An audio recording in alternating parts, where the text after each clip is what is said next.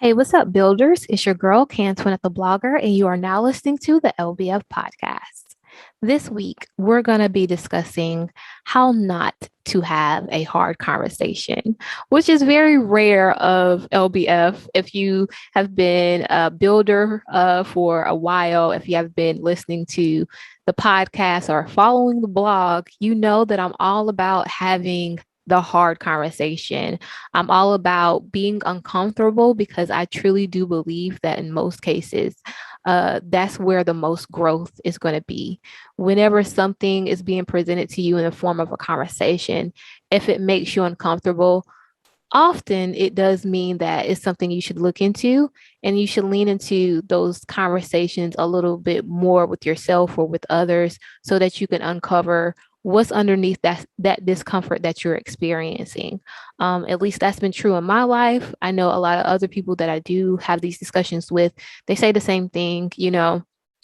However, on the other side of that is, this fine line between having a healthy and productive hard conversation and just having a hard conversation just because it's not productive.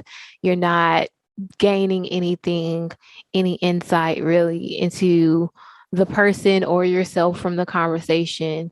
And a lot of times you're just spinning your wheels. I think we've all had those conversations about something usually very polarizing, whether it's politics, religion, sexual orientation, like things of that nature that people have very vast and very different and cemented opinions on and beliefs on. And it takes a very intentional person to have those types of conversations with. And the intent has to matter, right? You can't just be intentional with, I'm going to just get my point across and that's it. Be intentional, come into the conversation, feeling like you have something to learn and something to offer, but as well as something to take away from what the other person is saying as well. When you don't get that, it's time to leave the conversation. So that's what we're going to be exploring here in this discussion. Um, if you are not familiar, I did do a joint episode called Hard Conversations with Hard Lessons, and that was with Relationship Status Podcast. Go check it out. It's on my platform as well as theirs. If you have not listened to it, it is an amazing episode. We have a lot of fun with it, but we do get real, and we have like real conversations about how we approach different things and what lessons we've learned from those difficult conversations we've had throughout our life. But very quickly, I'm going to define what a conversation is, right? So we can start off with a baseline. So a conversation is a talk, especially an informal one between two or more people in which news and ideas are exchanged. So that's one definition.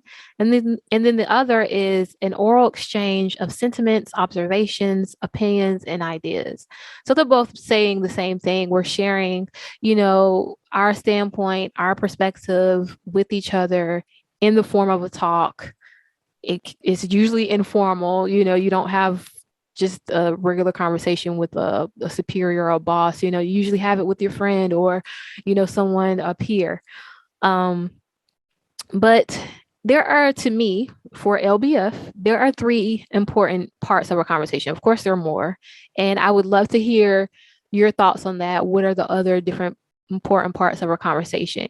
But for me, the three are intent, respect, and active listening. So, like I said before, when you're entering into a conversation with someone, your intention matters. If you're just entering it as thinking that you are only going to be presenting your ideas, you have no intention of actually hearing or exploring their perspective, their viewpoint, you're already going to be starting off wrong. It's already going to be a hard conversation when it doesn't have to be. So for me, I approach conversations feeling like I have something to learn. If nothing else, I have something to learn about this other person or about myself, because how you conduct yourself in conversation with other people says a lot about you, and it can reveal things about you that you didn't notice if you are paying attention to how you operate in that kind of setting. So your intention matters. How you approach that conversation, especially if it's like one of those emotionally charged conversations.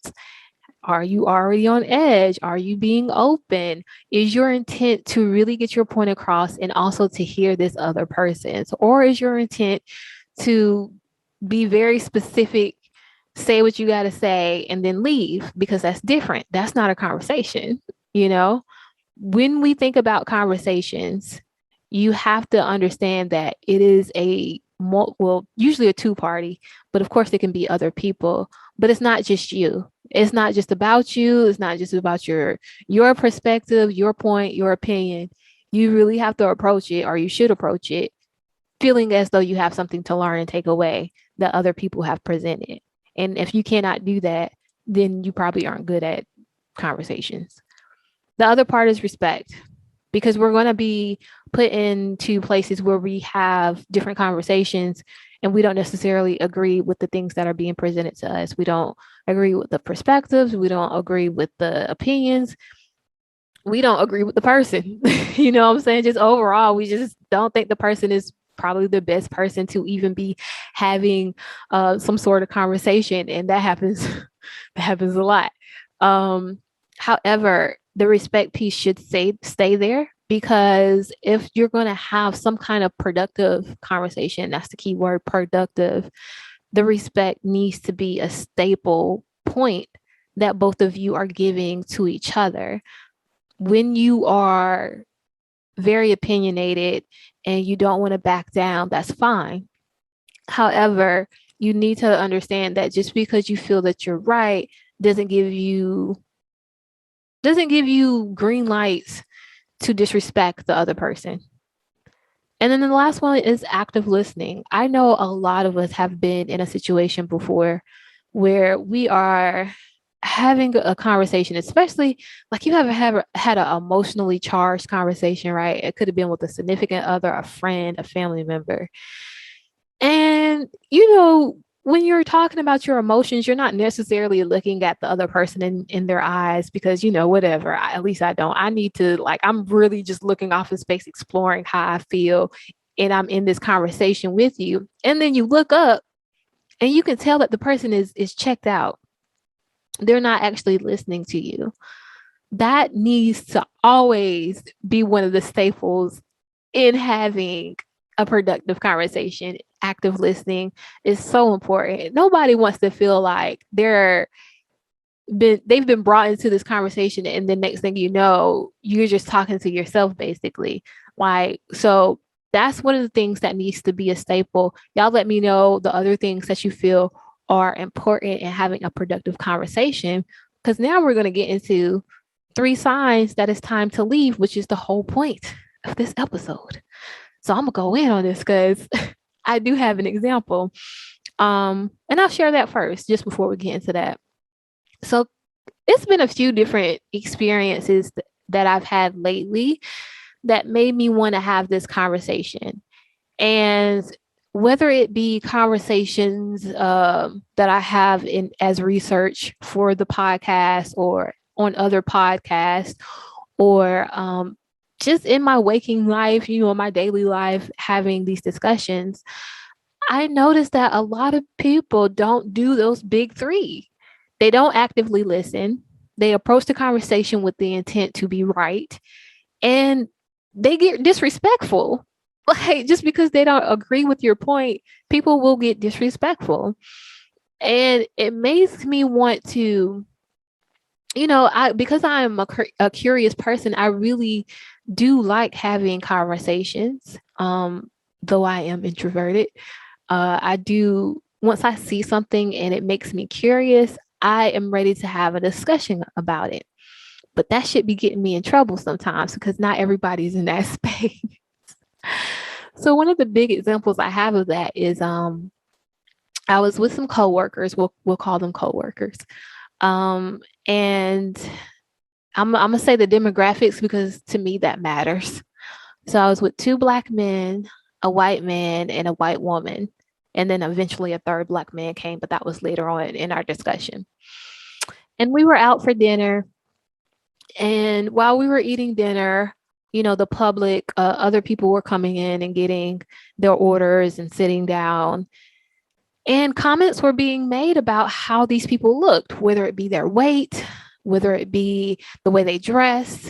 We had this one woman, she had like green hair, she had tattoos all on her, piercings. And I was just like, that's so awesome to be able to be that free in the world. Like, I want, to be able to one day be able to do what I want to do with my body. I'm not in that point yet. Just because of the ideas of what is professional and what is not. But I always just appreciate people who are able to operate like that in their own world. But there was some negative comments being made about, these people and how they look. And then it got even worse when the discussion shifted to Black people and how they presented themselves, right? So I think this Black Black couple walked in. They were, heavier set. They were dressed in a way that seemed comfortable to them. Now, granted, would I go out the house like that? Probably not. But also, not so much of my business that I can just project and make assumptions about their lives, which was happening. And one of the Black men that I was with was the one that was vocal about these things. He was the one that was making these assumptions about what life they live, that they're not professional because this is how they come out the house, and they make all Black people look bad, and that's what other people think about us, is that we're overweight and we're lazy. And it was just on and on and on. And I put my food down and I was just like, well, you are saying that from a place of privilege. Does that click for you? Now, I know that my opinions can come off as abrasive. I do think I present them in a very soft way, just because I'm just that kind of person. I'm usually more gentle in my approach. However, what I say is very direct.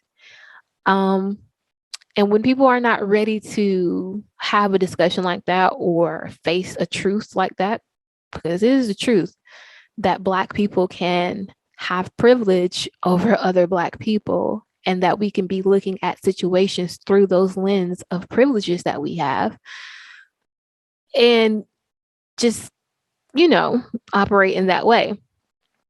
So that's where we were. And the conversation went on for 2 hours, y'all. 2 hours. And out of those 2 hours, at least for 45 minutes, I was trying to leave the conversation, or I was trying to end the conversation. And they kept going, and they kept going, and they kept going. And it got to the point where not only was my intellect being kind of attacked, but I was being dismissed. I was being overtalked. I was being ganged up on. At one point, the two Black men with the white woman who interjected herself in the conversation, they started having the very classic discussion about privilege and how basically like bootstrap mentality, that you pull yourself up by your bootstraps and nobody don't owe you nothing. And I'm just like, if I ever get to a point in my life where a white woman is agreeing with a point that I'm thinking is right against other Black people, then maybe I need to be checking my point. You know what I'm saying? But these two Black men, they were going on, and they started bringing in their life experiences, talking about very personal stuff that I would have never asked, to prove their points, making the assumption that they had it harder than anybody else at the table, to prove these points that Black privilege is not a thing, which, was fair. I was like, you don't have to believe that. But honestly, I wasn't going to just sit here and listen to you operate in this way without trying to have this discussion. Now, I realized that within that conversation, that it was more about them having unresolved stuff within themselves, right? A lot of that talking about whatever trauma they went through and all the stuff they had to go through was just, that was them. It was less about me and more about them having to continuously prove to themselves that they were worthy, that they deserved, whatever stuff they had. And that's fine. I didn't agree with it, but I constantly was validating certain points that they were making that I thought were good points. Hey, I like that point you made. I just think a different way. Or multiple times, hey, we can agree to disagree. I appreciate that, but I just don't think the same way, and it's okay. But they were more concerned on being right. I think even at one point, and I'm going on and on with this, not because it bothers me, just because I think it's a good example of, having a hard conversation and trying to leave it. But at one point, I was just like, I was like, I'm done with the conversation. It is obvious that we're not going to sway each other's opinions about this. And it's okay. I don't think less of you just because we not agreeing. I just ain't gonna rock with you on some stuff. I know not to bring some stuff around you, but at the end of the day, like if we're already coworkers, it's not like we have to deal with each other anyway. I'm not going to think less of you just because we don't agree. And I hope that you don't think less of me, but we can agree to disagree. But that wasn't good enough. The person was more interested in being right. And they even said, like, no, I don't want to leave this conversation because you think you're right. What? When you have that kind of situation where someone is more interested in keeping a conversation going that you would rather leave, I feel like there are different signs that you should just exit the conversation. Because at that point, I had multiple times said, we can agree to disagree. I appreciate your points and all that different kind of stuff. I had to just actually leave the table for the conversation to actually end, which for them was probably a win. However, I was more concerned about my mental health at that point because it was things that were happening within the conversation that was beginning to get deeply unhealthy. So it first started off as over talking, right? So my point is more important than yours, so I don't care to hear you. That's one sign that it's time to leave. If you're not being heard in the conversation and you're still trying to talk, the person's not hearing you. What are you talking about? What are you talking for? You know what I'm saying? You're just expending your energy, and it's useless. It's useless for you to do that because that person is not in a place where they're actually ready to hear what you have to say. So when that over talking starts, I usually just stop. I call it to that person's attention. Like, are you ready to hear what I have to say? Or do you need to finish your point? If, they make a snide comment, if they're a little bit more arrogant in their actions and they're still doing the over talking, then the conversation's done. The other part is dismissiveness. If I'm in a discussion and I don't agree with you, I can say I don't agree with you. But I'm not just going to tell you you're stupid or you're wrong. That doesn't make sense. Well, I have used that sometimes. I ain't gonna sit here and cap. I have used that doesn't make sense because sometimes stuff don't make sense. And I really want to know, I really want you to break it back down for me so that I can try to understand. But sometimes I just like, I don't think that makes sense. But just overall dismissiveness. If I feel as though you are automatically just looking at any point I make as wrong because you're just dismissing it, there's no point in me continuing to talk to you. In your mind, nothing I say is right. And it's been times where I'm just like, okay, I can see why this other person has this perspective. I can see why they might not buy into my perspective. But it's also been times where I'm just like, I'm making some really compelling points. That you can at least give me that. You can at least say, you know what, that makes a little bit of sense. Just you can do that. But if the whole time the person is dismissing any point that you have made, if you never get to a point where you feel like your perspective is actually a functioning part of the conversation, it's time to leave. And it's crazy because in this conversation, this example that I gave before we got into these signs, at one point, I could see the wheels turning, and they even said a couple of times, like, okay, yeah, that does make sense. That makes sense, you know, but they were fighting their own mental battle with what I had said and their own belief system being challenged. That even though they can tell, they could say, you know, you're right, they weren't gonna let it stay there. They were going to challenge it and challenge it and challenge it and challenge it because it meant something different. Some of these conversations we get in with people is going to hit a spot that we don't know. We don't know how deep it goes for them and what is challenging for them. So sometimes, like I said, it's going to be less about you and more about what the other person has going on internally. And it's time to leave the conversation because that's something they're still going to have to work out within themselves. The other thing is anger. A sign that you need to leave a conversation. If I'm in conversation with you, I don't mind you expressing your frustration. I don't even mind you expressing your anger if we're having a conversation and I did something wrong, right? Last week we talked about apology, and a lot of the times in a conversation where we're having and an apology is being given to this person, anger might become a part of that conversation.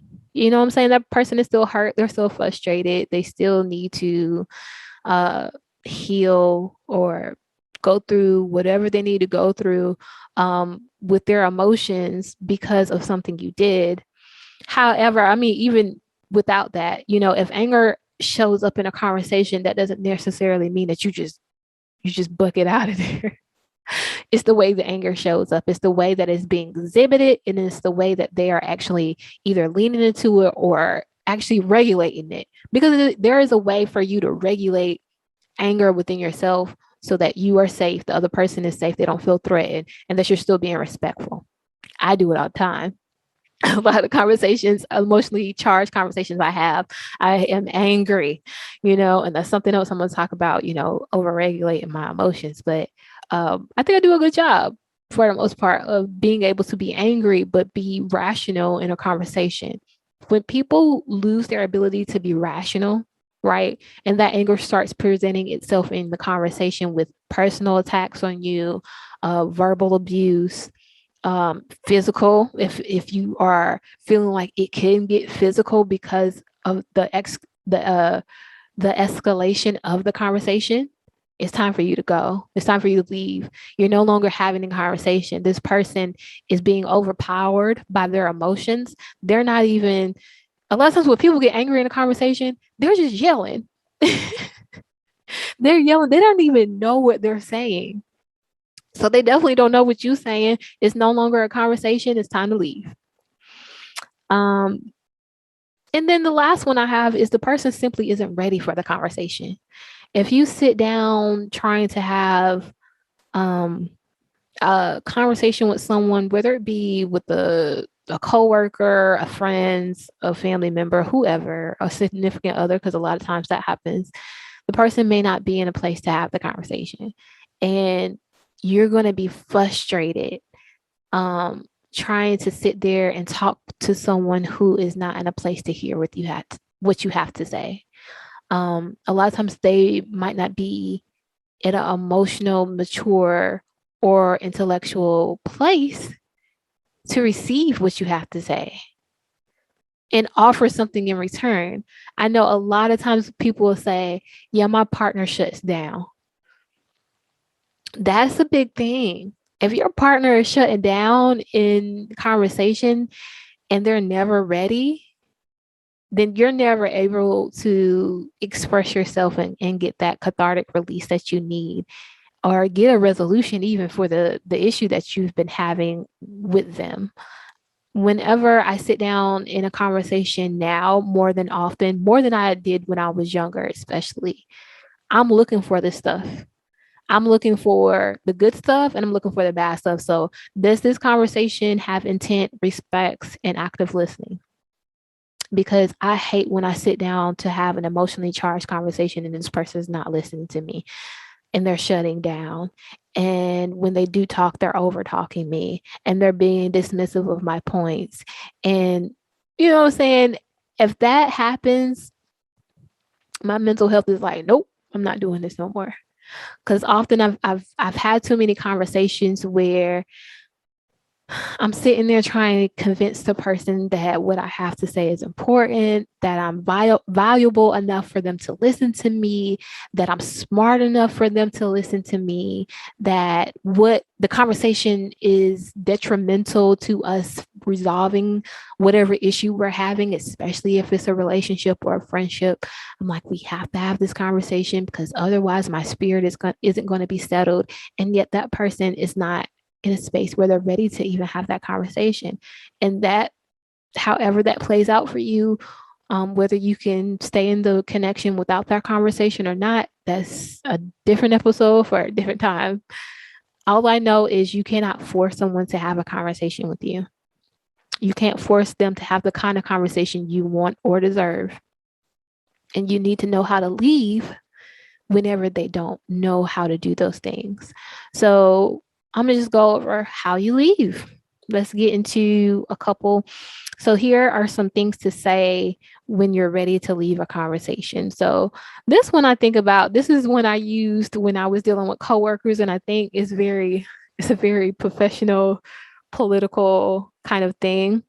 Actually, no, I've used this with family members too, because around this time, whether it's politics, this whole vaccine situation, a lot of people want to talk about things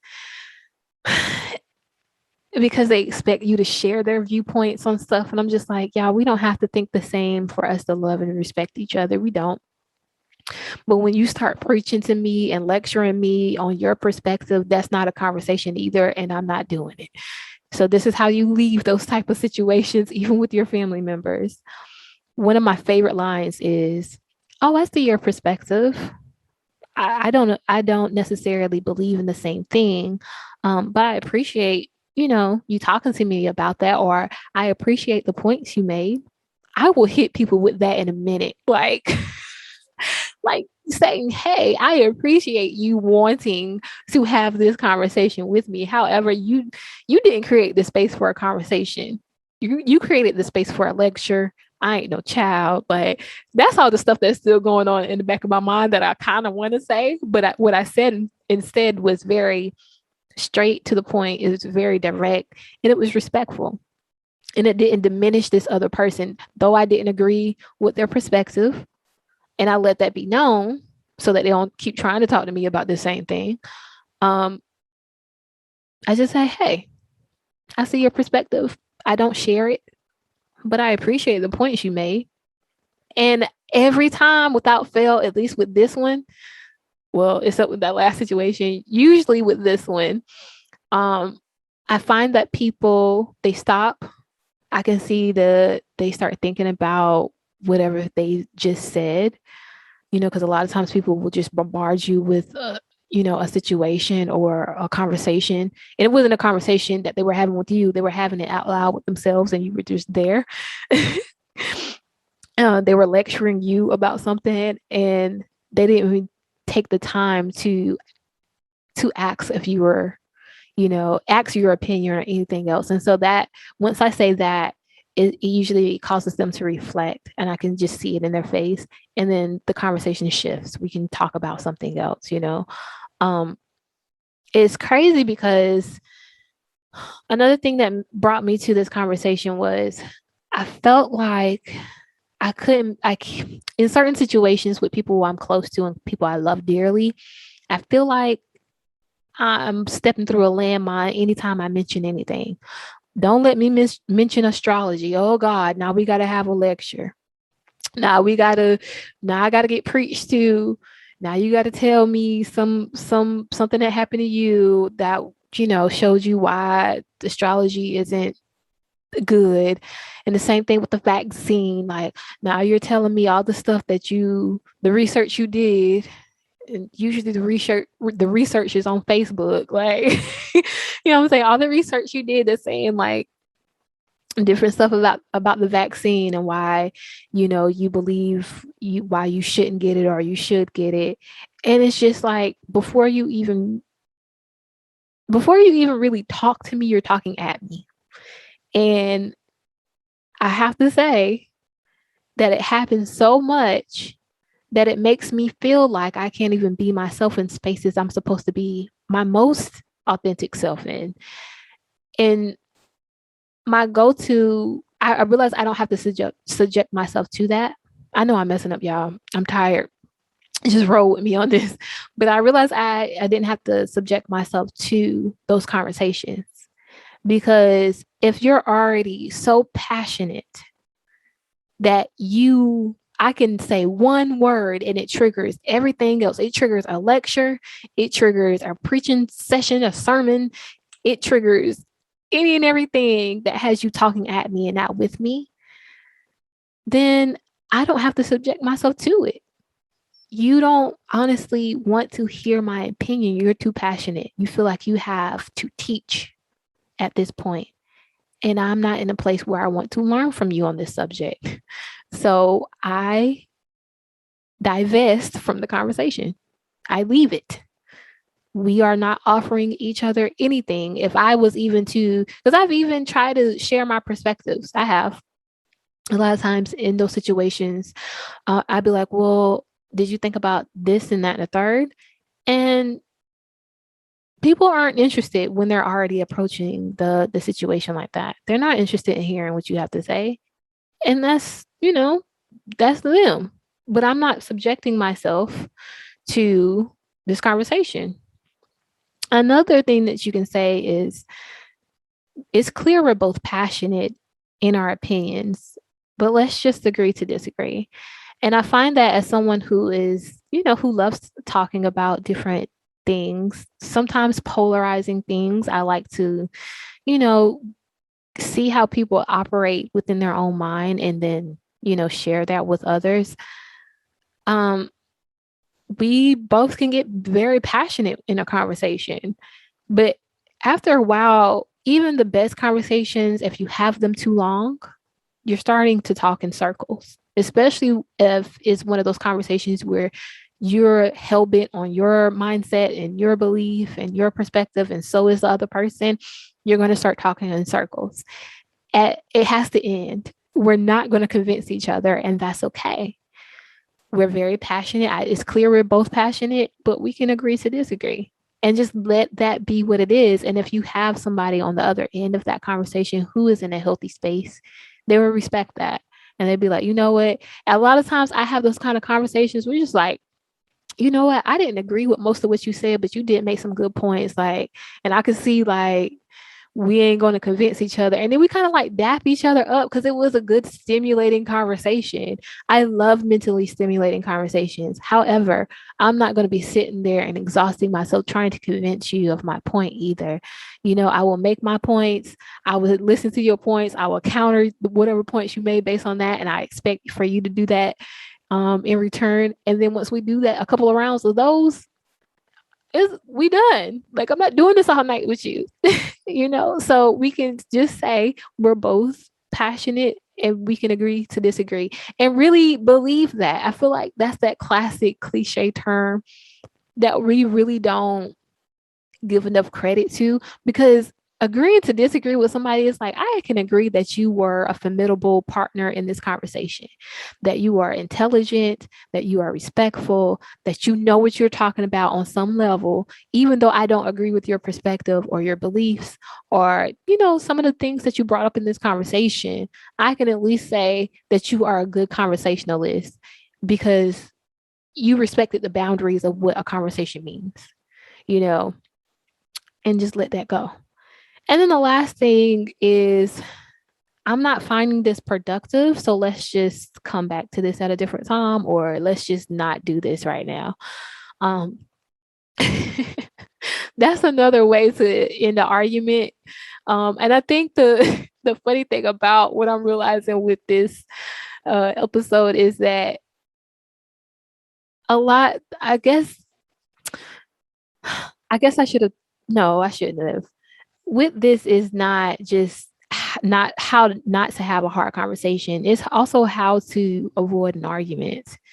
But sometimes people try to pull us into arguments and we just don't want to go there. We're not in the mental space. I don't think when I have an argument, I don't feel good. Like it rumbles my spirit. I don't I can have debates up until a certain point, but I guess this episode is synonymous of hard conversations with debates and arguments and how you leave those. And a good way to leave that is just simply saying what it is. I'm not finding this productive. I'm not finding this mentally stimulating. I'm not finding this helpful to either of us.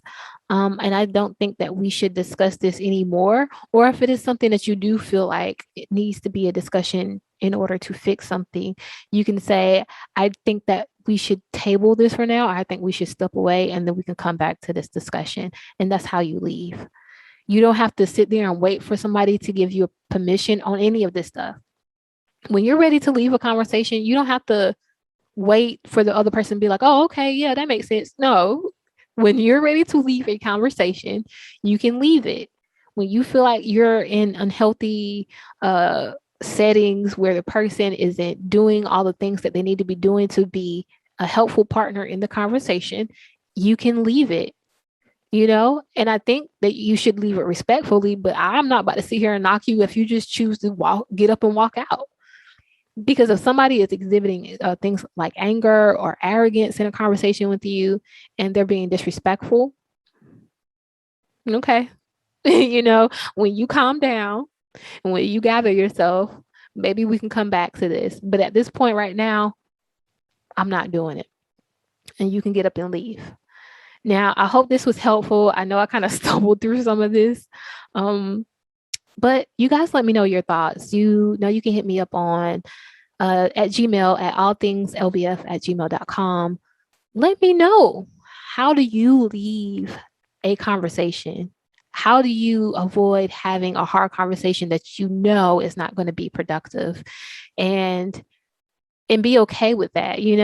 I feel like that's something I'm continuously learning, is that everybody is not entitled to my conversation. Not everybody is entitled to my energy and what it takes to have a conversation just because they have a point they want to prove. Like, I can decide for myself what feels healthy for me to indulge in, whether it be a conversation or a debate, but I'm definitely not going to do no arguing, so I can choose for myself, when it's time to leave. And if I want to return back to the conversation, or if I feel like it's even healthy to reach out to the person and handle it in a certain way, I can choose for myself. So y'all let me know your thoughts. This has been another episode. I appreciate you guys for coming back. I know that you miss me having guests on. I miss me having guests on. And that's being sorted out right now. We had a couple of changes within the last couple of months. So be sure to stay tapped in. Make sure you are subscribing, you hitting that subscribe button. Make sure you subscribe not only to LBF podcast on all the streaming platforms, but make sure you subscribe on YouTube as well, where I have all the visual episodes and all the great content there. Be sure to follow letsbuildfeatures.com. I will be posting some blog posts up there.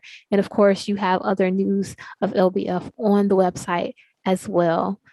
This is your host, Kantoinette, the blogger. You can follow me on Instagram at Kantoinette_the blogger, and follow the Let's Build Futures page at Let's_build_futures. Until next week, I love you guys. Bye.